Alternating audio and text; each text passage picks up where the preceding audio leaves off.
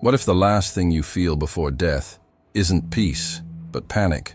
Near-death experiences are often described as peaceful journeys toward the light, but not all of them lead to heaven.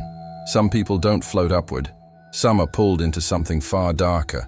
What I'm about to share isn't just a story, it's a warning, because what happened to me in those final seconds after my heart stopped changed everything I believed about life, death, and what waits beyond. It began with a stillness, not calm, not serenity, but silence so loud it screamed. My body was there, still, breathless, but I wasn't. I was hovering, detached, confused. I knew I had died, and I expected light, peace, maybe even music.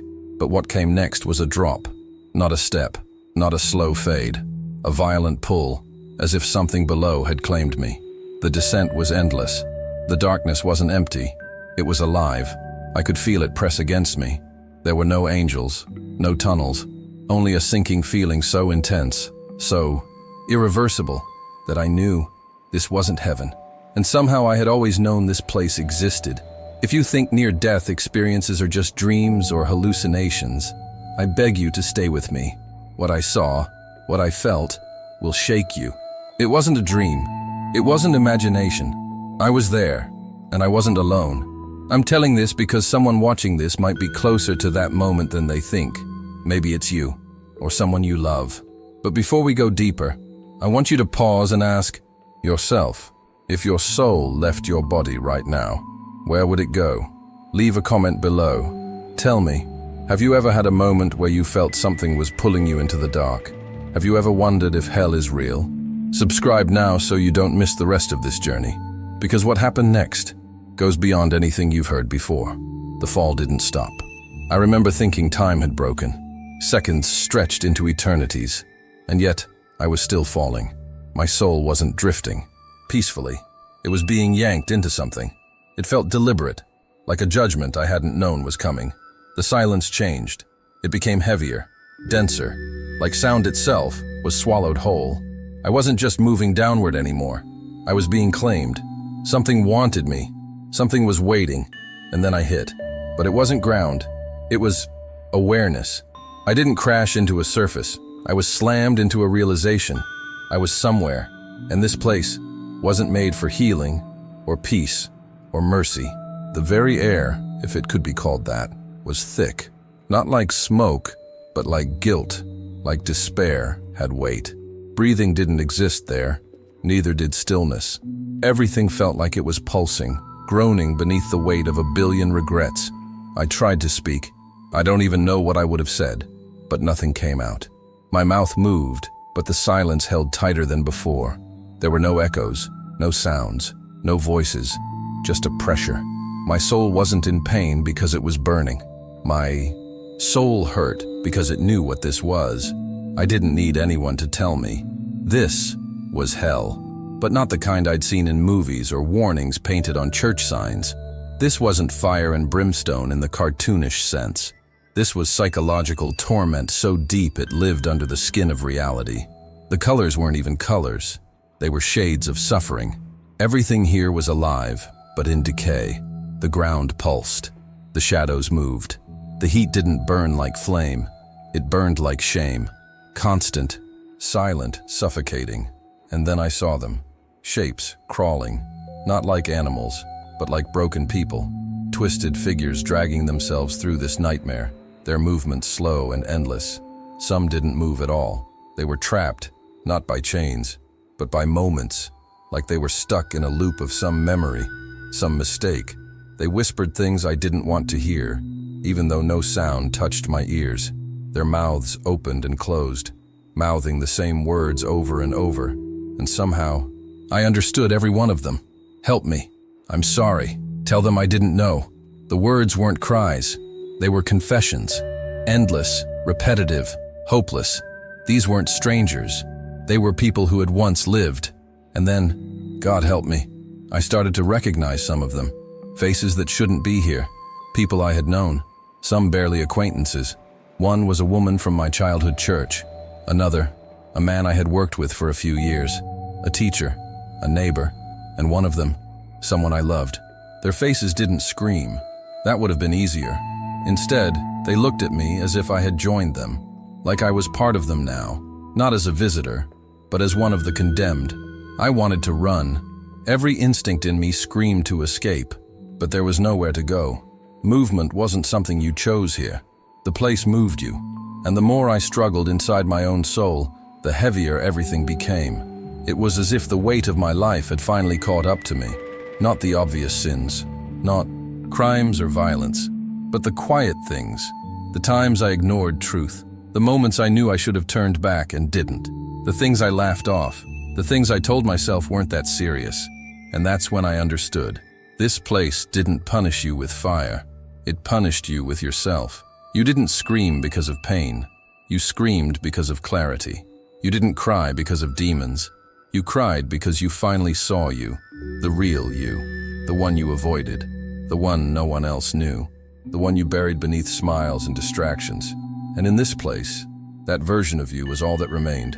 I wanted to wake up, to blink and see a hospital light, to hear a beeping monitor, to hear anything that wasn't this dreadful echoing silence. But nothing came, just that thick burning stillness and the movement of shadows around me. The souls kept whispering. They didn't even look at each other. Each was alone, together, yet isolated, bound by the same curse.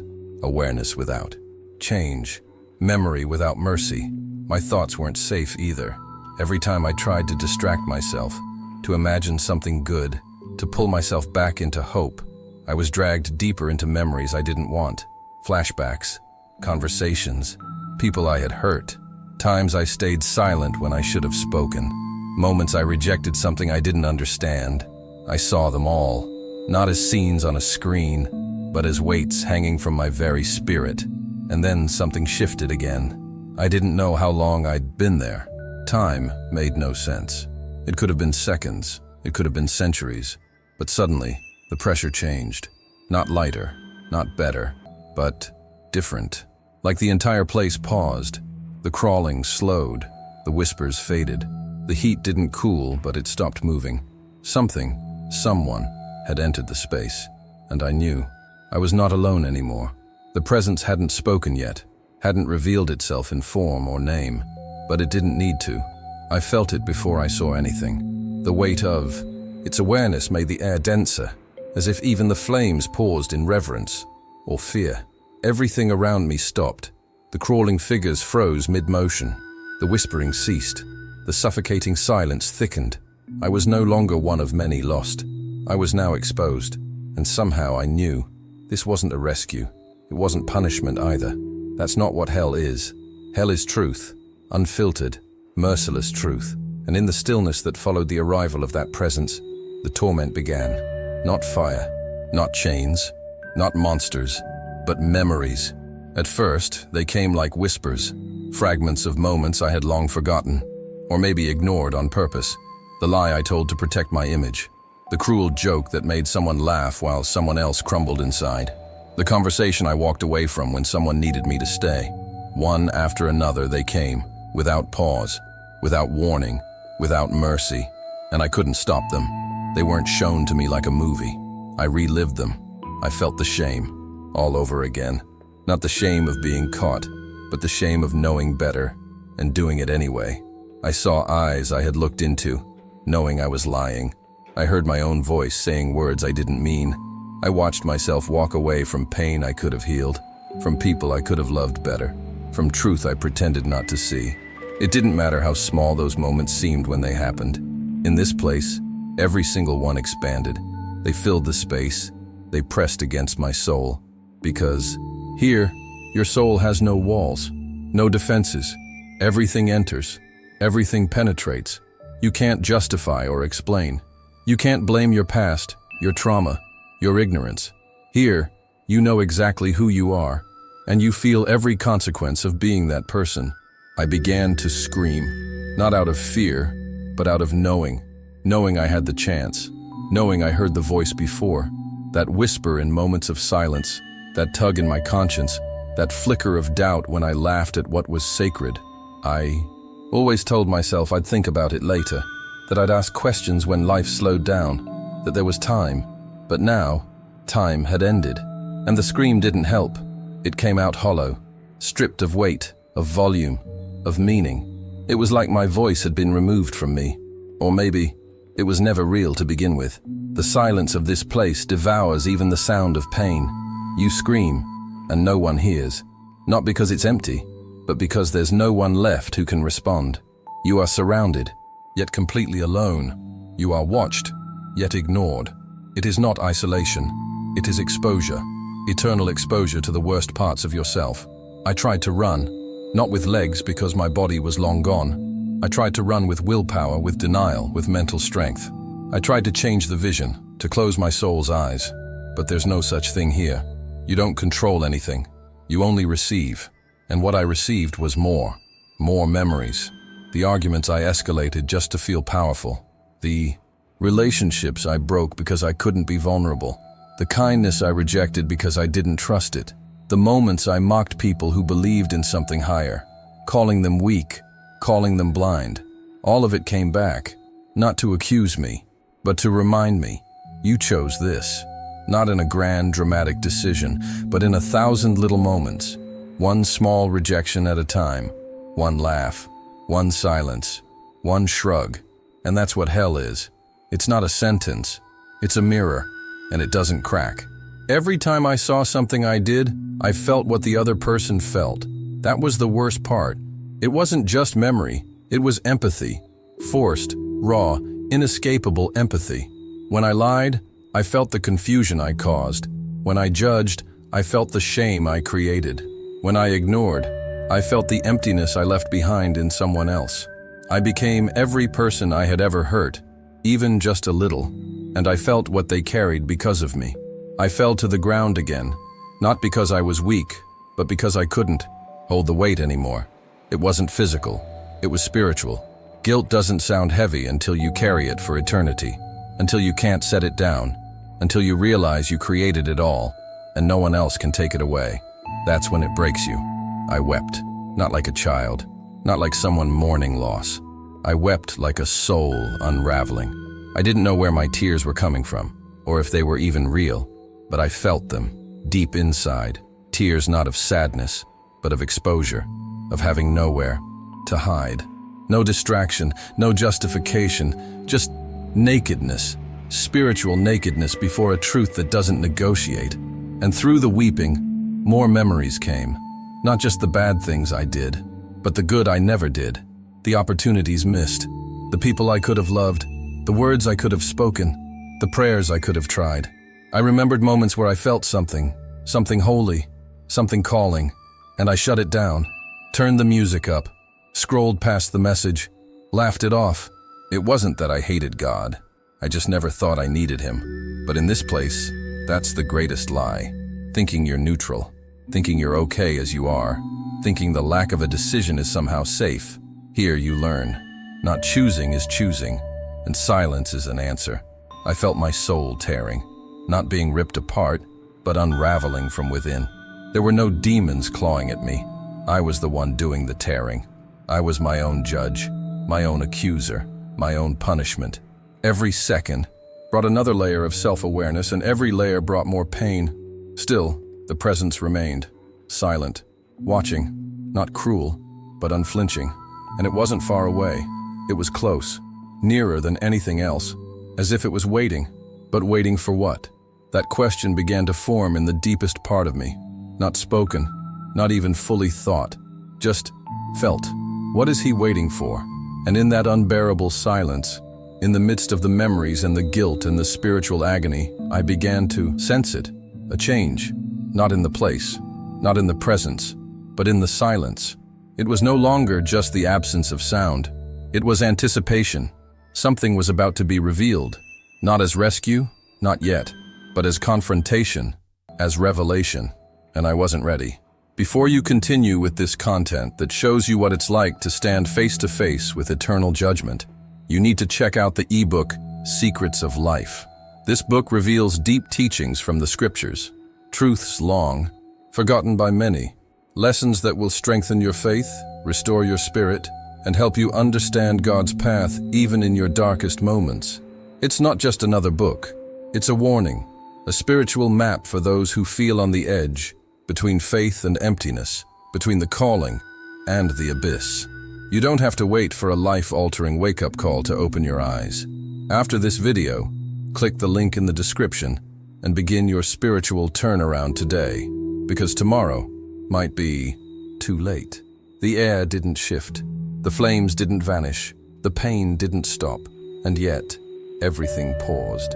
A silence fell, not the kind I had already known in this place, the hollow, soul-crushing silence that devours screams and thoughts, but something more complete. It was as if even time had stepped back, retreating in reverence to something far greater. The crawling souls froze in their cycles of regret. The shadows withdrew into themselves. The suffocating weight of my guilt hung suspended, in the air like it had been caught mid-fall.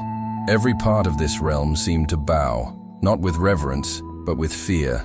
And then, without announcement, without light or sound or force, he was there. It was not an arrival. It was not a moment. There was no flash, no sound to announce his presence. He was simply there, and the moment he was, I was undone. I didn't see a figure at first. I didn't hear a voice. What I felt was presence, holy, eternal, undeniable. It didn't demand attention. It already had it. It didn't need to prove itself. My soul knew it instantly, before my thoughts could catch up. There was a weight in the air now, a divine pressure that made even the silence tremble. He hadn't moved. He hadn't spoken, but I collapsed. Not out of reverence, not out of worship, but because my very essence could not stand under the weight of what I felt. I fell, not like earlier, when I was dragged down by forces of darkness. This was deeper. I fell into myself, into the realization of what I had become, of everything I had denied, of what I had lost, not just in this afterlife, but throughout my whole life before it. And I knew it was Jesus. There was no need for introduction, no shining robe, no wounds to confirm. My soul recognized him, not because I had known him in life, but because I had spent every day pushing away the part of me that was made to be near him.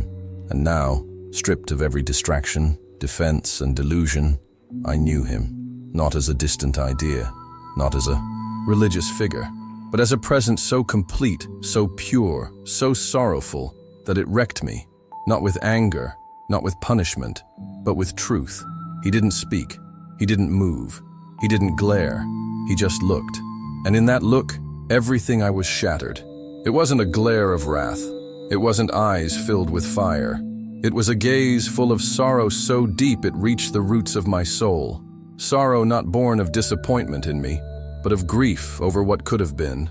He wasn't angry. That would have been easier. Anger has edges. You can fight anger. But sorrow, true, divine sorrow, that breaks you. I tried to look up, but I couldn't. Not out of fear, out of shame. I felt like a child, not scolded, but watched in the full nakedness of my rebellion. I saw myself, not the version I had carefully curated in life, but the raw, exposed truth of who I had chosen to become. My pride melted, my excuses dissolved. Every justification I had ever leaned on vanished, because in his presence, lies cannot breathe, self-deception cannot survive, and I had nothing left but the truth. He hadn't said anything, and yet his silence screamed through me. It echoed louder than the torment I had felt before. I could still feel the heat of hell, the torment, the memories playing on loop, but they all faded in the presence of this silence. His stillness wasn't emptiness, it was confrontation, not with words, but with being, and everything in me responded with collapse. In that moment, I saw everything, not just what I had done, but what I had missed, the prayers I had never prayed, the moments I had felt him knocking on the door of my soul and turned away. I remembered them now, all of them. The moment I almost picked up the Bible and didn't. The night I lay awake feeling something calling me to speak, to surrender, and I scrolled past it, convincing myself it was just emotion. The person who told me about him, and I mocked them. The sermon I overheard, the music that stirred something in me, had dismissed them all, not out of hatred, just apathy, arrogance, distraction, and now here he was. And I had no words. I had nothing to offer but regret. I wept, not from fear of punishment, but from the unbearable weight of what I had thrown away. I wept like I never had in life, not because I was caught, but because I had finally seen what I could have been. He didn't look at me with condemnation. There was no fire in his eyes, just grief, deep, holy grief. Not over my sins, but over the high distance between us that I had chosen. And in that sorrow, without speaking, he asked me something. Not with his mouth, not even with his eyes, but the question thundered through my being as if it had always been echoing in the background of my entire life, and I had just now heard it clearly for the first time. It didn't accuse, it didn't scold, it simply asked, "Why didn't you come when I called?" There it was, the question, and it broke me, because I had no answer. None. I truly tried, to form something. I searched every corner of my mind for a justification, a reason, an excuse, but they all collapsed under the weight of the truth. I hadn't come when he called, not because I didn't hear him, but because I didn't want to respond. I wanted to live life on my terms. I wanted comfort, success, distraction. I thought I had time. I thought I'd get around to him later. I told myself I wasn't ready, that I needed to figure things out first, that I needed proof. But now, I had all the proof I could ever ask for, and I had no more time. His presence didn't change. It didn't flare up in anger or fade in disappointment. It remained, constant, unshaken, eternal. And somehow that made it worse, because his stillness wasn't indifference. It was love, a kind of love I had never encountered, a love I had rejected, a love that had waited through every year of my rebellion, every breath I took in denial, every heartbeat that pulsed with pride. It had waited, and I had walked away from it every time. The weight of that reality crushed whatever was left of me. My soul trembled not just with regret, but with awe, because even now, he stood there, still loving, still watching, still waiting. And I realized, painfully, that hell was never about him turning away from me. It was about me walking so far from him that I couldn't turn back. And in his eyes, I saw not punishment, but a memory of all the chances I had, all the open doors, all the quiet moments where my spirit felt him near, and I chose to look away. That was the true torment, the inescapable knowledge that I had been called, that I had been invited, and I had said no, not once, but every day I lived for myself instead of him, and he still hadn't looked away. Under the heavy silence of his gaze, I waited, breathless though there was no breath, suspended though there was no time. I didn't dare look up.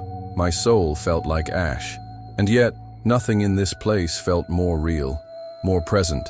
What was about to come, then, not in the form of fire, not from torment, but from something infinitely deeper, something that reached past the suffering, beyond the shadows, and straight into the marrow of my soul.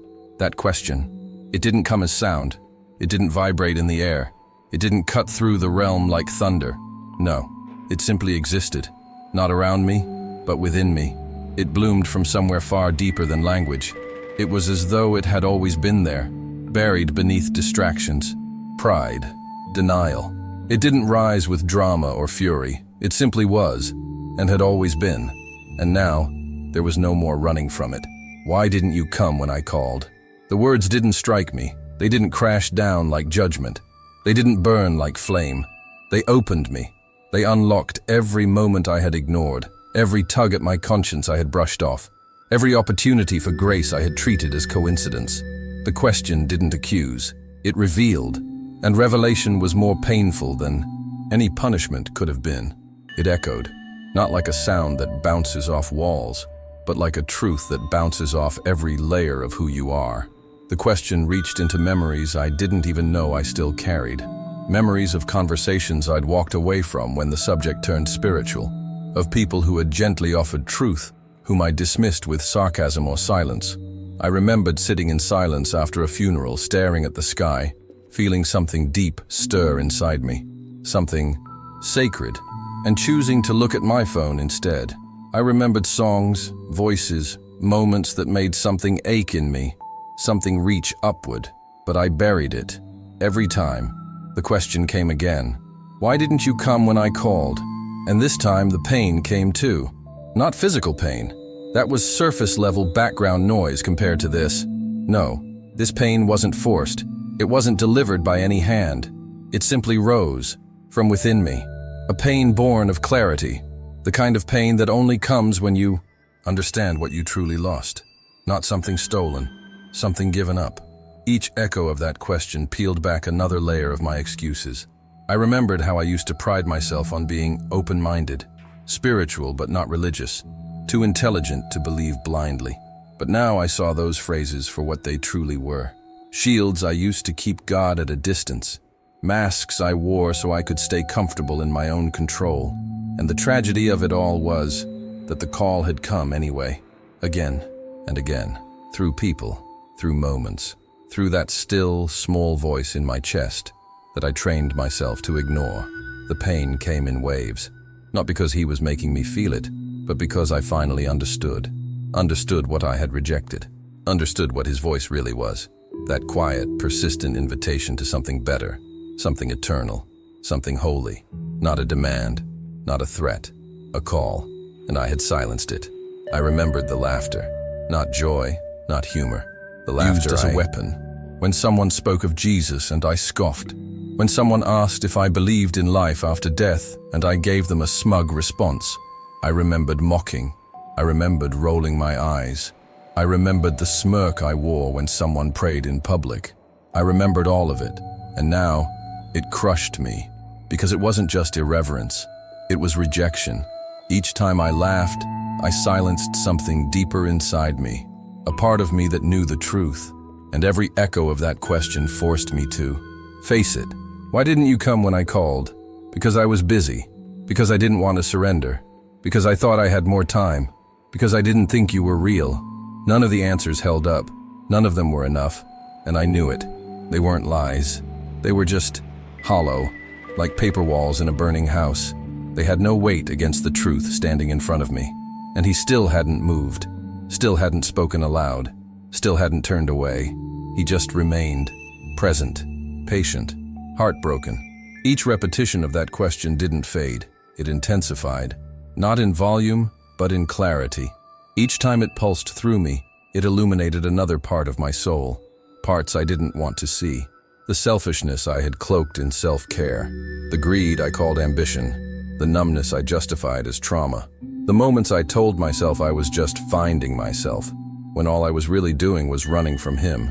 I realized, in this place where no lies could hide, that I had felt him throughout my life, not once or twice, constantly, in every moment of silence that made me uncomfortable, in every ache for something more I tried to drown in noise or pleasure. In every look of love I dismissed, he had been there, calling, and I remembered a moment I hadn't thought about in years, sitting alone in a car, crying for no reason I could explain, feeling an overwhelming wave of emotion, and thinking, just for a second, God, if you're real. But I never finished the sentence. I swallowed it, pushed it down, wiped the tears, turned the key in the ignition, and moved on. That was the call, and I ignored it. It wasn't always grand or dramatic. Sometimes it was quiet, like the time I stared at the stars and wondered why I felt so small, or the moment someone forgave me when I didn't deserve it, or the stranger who looked me in the eyes and said, God bless you, and I felt something move inside me. These weren't coincidences, these were calls, and now, every one of them came back, lining up in a procession of lost invitations, moments where grace had stretched its hand toward me, and I had turned away, and the question continued, why didn't you come when I called? There was no anger in it, no condemnation, just a deep, aching sorrow that seemed to stretch into eternity. It wasn't a voice that needed to be loud, it was truth. Truth doesn't need to shout, it just waits to be heard. And now that there was nothing left to distract me, nothing left to hide behind, finally heard it. But it was too late, not because he had left me, but because I had left him. Day by day, moment by moment, one ignored call after another. I wasn't being punished. I was seeing the result of my own choices. This wasn't a sentence, it was a consequence. And the pain of that realization was deeper than the fire. It was deeper than the darkness. It was deeper than the fear. It was the pain of understanding that I was never unloved, only unwilling. And still, he hadn't turned away. The air returned with a violent, choking force, as if the very breath of life had been torn from the jaws of death and shoved back into my lungs. My body convulsed, my chest rising off the mattress like a lifeless puppet suddenly awakened by unseen hands. I gasped, desperate and loud, the sound exploding in the stillness around me. My eyes snapped open, wild and unblinking, and I stared at the ceiling, its blinding lights too bright, too sterile, too real, but not as real as what I had just come from. Sweat drenched my body, soaking into the hospital gown, the sheets, the very bed beneath me. My skin felt cold, but my soul was on fire. My heart thundered in my chest, like it had been forced to restart by the weight of a truth too big for this world. I sat up, or tried to. My arms buckled. My breath came in broken bursts. I could barely move, but I could feel everything. I was back, but I was not the same. Something inside me had been ripped open and could never be closed again. There was no soft transition, no warm welcome, no easing from one realm to the next. One moment I was standing in front of him, completely undone, exposed, shattered under the weight of that one question. The next, I was here, in a world that now felt smaller, duller, slower. But I knew the reason why. I hadn't just had a near-death experience. I had crossed into eternity. I had seen hell. I had stood in front of Jesus, and I had been asked the one question that tore my soul apart. Why didn't you come when I called? That question didn't stay behind in the shadows. It followed me. It wasn't just something I remembered. It was something I had become. It repeated in my mind like a holy echo, beating alongside my pulse, not as condemnation, but as a calling. It lived in my bones now. It had changed everything. I felt like a stranger in my own body, like a borrowed soul placed back into fragile flesh. The colors around me looked different. The sounds felt louder. The moments, every moment, suddenly mattered more. I wasn't looking at a hospital room. I was looking at the thin veil between here and forever, and I had seen what's on the other side. I tried to speak. My throat was raw, my voice hoarse, but I needed to say something. To someone. To anyone. My lips trembled, barely able to form the words, but I whispered them through the tears that now streamed freely down my face. He asked me one question. I swallowed, my chest heaving, and I'll never be the same, because how could I be? How could I return to normal life, scrolling past meaning, ignoring eternity, laughing at truth, after what I had experienced? How could I go back to believing that this life is all there is, that the choices we make don't echo forever, that silence is neutral? No, there's no going back. I carry the fire of that place in my chest now, not a fire of destruction, but of awakening, of urgency, of mission, because someone else needs to hear this. Someone else is living the same way I did, dismissing the voice that calls them, brushing off the gentle stir in their spirit, assuming they'll have time later. But later isn't promised, and eternity is real. I saw what it means to ignore the call. I saw what it means to silence that still, small voice. I saw the consequences, not punishments, but the result of rejection. I saw the regret, the darkness, the sorrow of souls who waited too long, and I stood in front of the one I spent my life running from, and still, he hadn't turned away. That thought alone sent another wave of tears down my face. Even in my rebellion, even in my arrogance, even when I refused to answer his call, he stood there waiting, not with rage, not with hatred, but with sorrow, with love. And he asked the question that has since rewritten every beat of my heart. Why didn't you come when I called? And now I can't stop asking you the same thing. If he's calling you, and I believe he is, what will you do? Will you ignore it? Drown it in distraction? Laugh it off? Push it away one more time? Or will you come? Because I'm telling you, not as someone who read a story or watched a movie, but as someone who lived it. The question is real. The voice is real. The judgment isn't thunder, it's truth. The flame isn't physical, it's regret. And the most terrifying part of it all is that so many will never hear the question until it's too late to answer. I have no more interest in pretending, no more time to waste. My soul has walked through eternity, and returned carrying a message that burns like fire in my bones. This is not about religion. This is not about emotion. This is about reality. I saw what waits on the other side. I stood in it. I collapsed under it. And I've been given this one gift, the chance to speak it out loud before my time really runs out. So now I speak, with everything I have left, with every breath I've been given, with every fiber of my being. He asked me one question, and I'll never be the same.